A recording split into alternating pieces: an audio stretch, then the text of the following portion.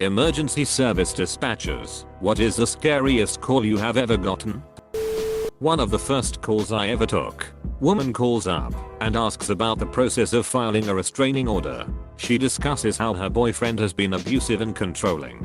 Mid-conversation the doorbell rings. She puts me on hold, opens the door, and I hear yelling. Guy barges in and starts beating on her, and I'm sitting there helpless listening because I didn't have her address yet. Luckily, I did have her name, and within a few minutes we got her address and got help to her. She was pretty badly injured but lived, and he is still in jail. That call made me doubt myself and if I was in the right profession, but I stuck with it, and it has been a very rewarding though sometimes sad profession. Posted this before. Our 3-year-old was at a campground with her family, and they let her out of their sight for 20 seconds and she wandered down to a creek and drowned. Her mom found her, and her father called in. While I was getting details from the understandable distraught father, a random guy camping there was doing CPR managed to resuscitate her. I can't imagine how her parents felt, but it was like physical weight being lifted off of me. Edit. AM police dispatcher edit 2. Shitty grammar.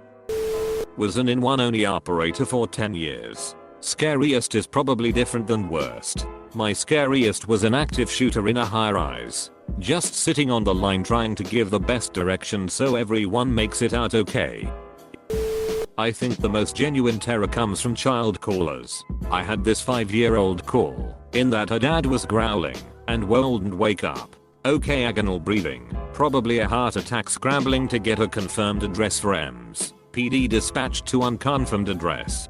Finally confirm the address and start giving directions on CPR. Nope, she will not touch him because she is scared, then bursts into tears. Luckily PD arrived just after she refused, and they were able to do CPR until EMS arrived. I work for a sheriff's office and a good friend of mine was a dispatcher. I stepped outside one day for a smoke and my buddy was standing there shaking and crying. I asked him what was wrong, and he told me that he had just dispatched a call for his best friend. His friend was a former army sniper and had only been out for a few months. He was a volunteer firefighter and was responding to a house fire, rolled the truck, and had been decapitated. Guy had 5 young daughters. When I was younger, I applied to be an in-one only operator for the city I was living in, Northern California. I got through most of their tests and interviews, which there were numerous. The pool of applicants was over 200 for about 8 positions. I got down to the last dozen applicants, then they played some recordings for us. The recording I listened to was a young girl calling 911 on her from inside a closet. She was crying and hysterical, saying that her dad was in the house with a gun and was going to kill her mom. You could hear the mother screaming in the background and the operator was really calm and collected. She got the little girl to keep her voice down and whisper and tried to keep her on the line. You could hear the gunshots in the background. I couldn't listen to it anymore. I didn't want to find out what happened next, so I don't know the outcome. I knew I couldn't handle that. I don't think I could take something like that now. Call came in and was flagged as a frequent caller on the AS end of a very rural county.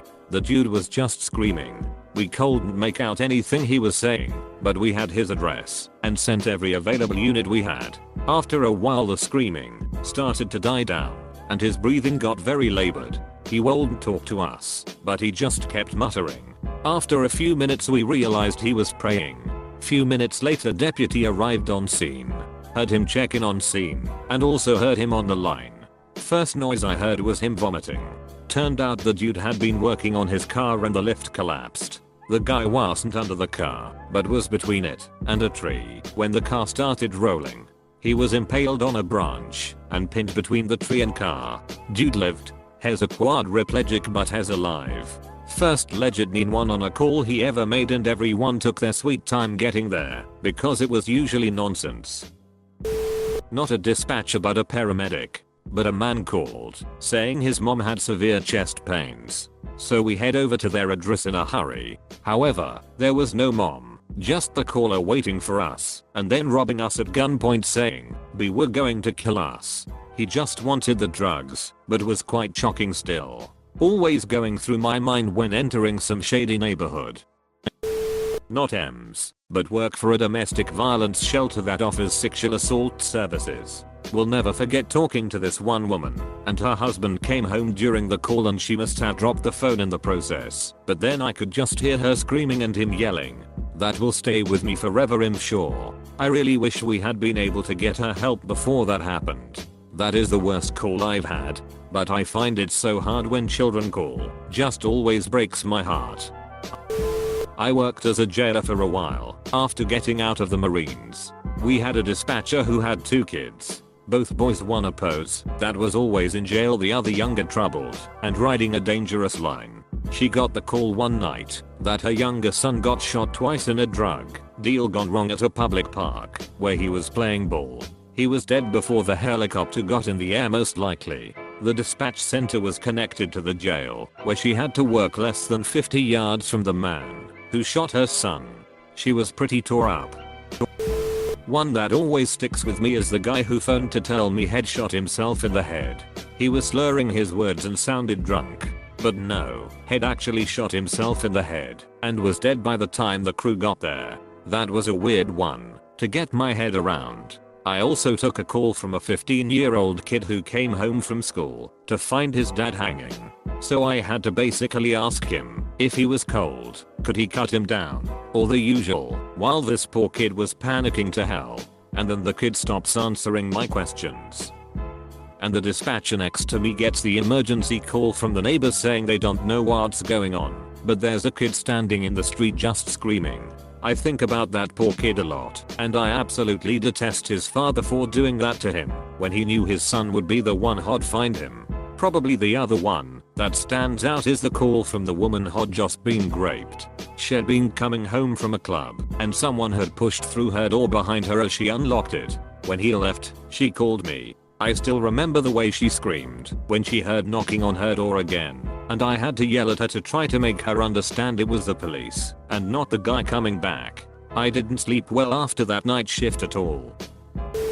I'm an emergency helicopter dispatcher, so I get calls from EMS in rural areas. First question I always ask is, what is the closest city to the scene? I swear 80% of these people do not know how to pronounce it correctly, and 50% of them do not know how to spell it. One time this guy cut his deck off on bath salts. When he came to, he realized what he did and called us directly. There was an accident once on a somewhat busy state road here. An older couple in and south pulled out onto the road without seeing a motorcyclist that was going well over 100 miles per hour. He rear-ended them, died instantly and plowed through the SUV, landing halfway through the windshield.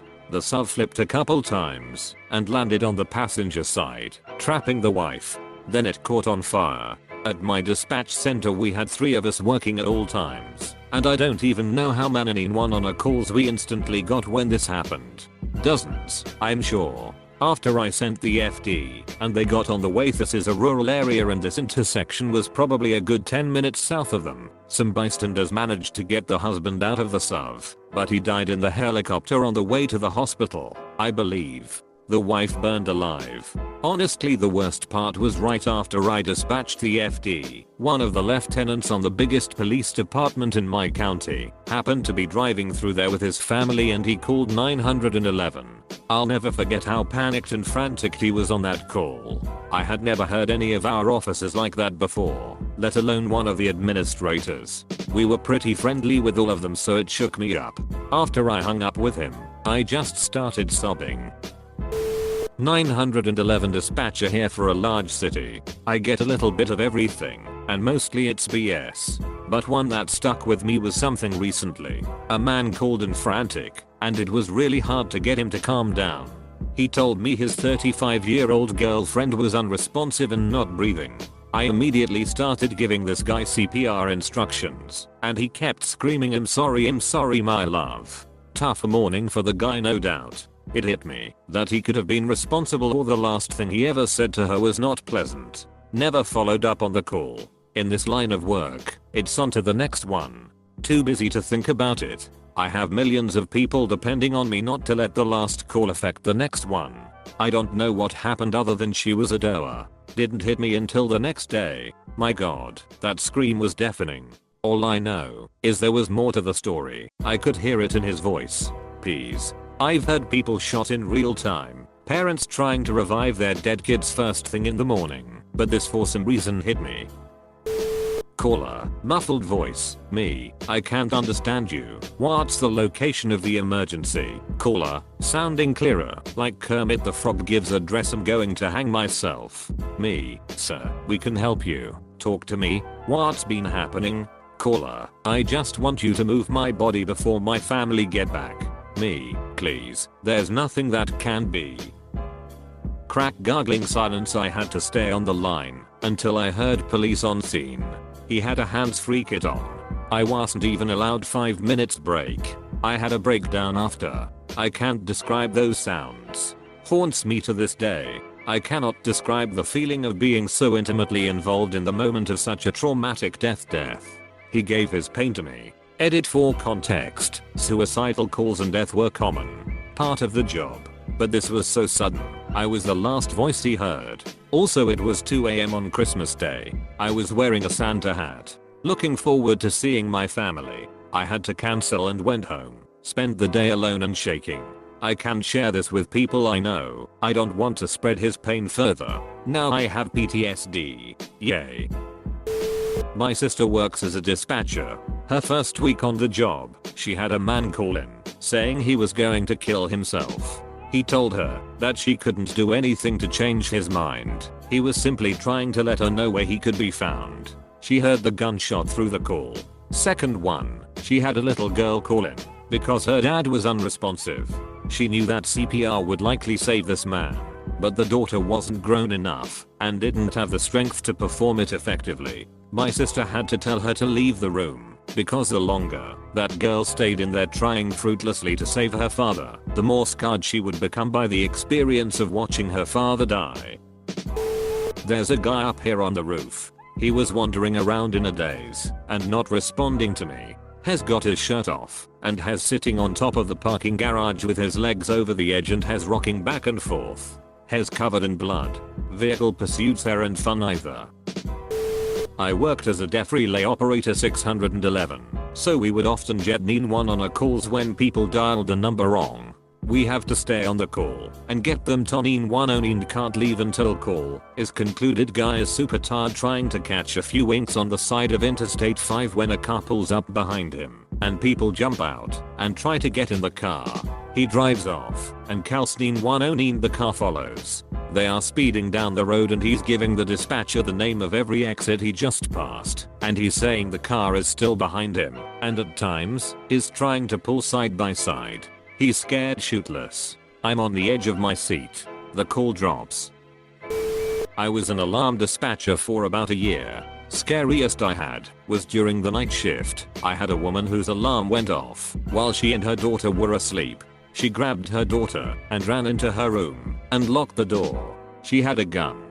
The woman said she did not know why it went off and requested we dispatch the police. Protocol for the company I was with was for us to stay on the line with them while a seat neighbor called the police for us. About 30 seconds after we began the call for the police, she said the door handle was being jiggled from the outside and stopped after a few attempts. She kept saying she was going to go out there, no matter how many times I told her to stay in the room. Last 30 seconds of the call she was not responding. I hung up with her and called the police back and asked what was going on. They advised that police were on scene. Worst part about that job was not knowing what happened after we hung up. Glad I'm not there anymore. Heard this story from a cop I knew. Guy calmly calls 911 Ito report a man standing on his front porch with a shotgun. Police arrive at the address provided to find a man in his 50s standing on the porch as described in the call. They take cover and prepare to shoot if man decides to open fire. Man points gun to his own face. Cops realize what was going on, but it happened too quickly for them to intervene. That man on the porch was the one who called. Had to listen to a guy try and give CPR to his wife after she shot herself in the face. Luckily I worked for the police and not EMS. I was just listening to make sure the gun was secured and that the man didn't do anything crazy before my deputies arrived. I still think about that call a lot. My late wife was in one and a dispatcher for 15 years. The two worst I remember her telling me of were a call she didn't answer but was on duty during and heard the playback of. A woman called that her ex-boyfriend was breaking into her house and he then beat her to death with a hammer, all of which was heard on the phone. When they were hearing it, they weren't sure what it was, but found out when the officers arrived. The second was when she was doing M's calls. A man had recently had surgery on his legs and was unable to get up out of bed or his recliner by himself. He calls because his wife is having a heart attack on the other side of the room and he can't do anything to help her. She said listening to him begging for help was the worst thing she ever had to sit through. My mother worked dispatch and got a call from a woman whose husband had locked in a trailer and lit it on fire. The windows had been boarded up and there was no way for her to get out. This was in the 90s, so landline and the call cut out when the cord started to burn.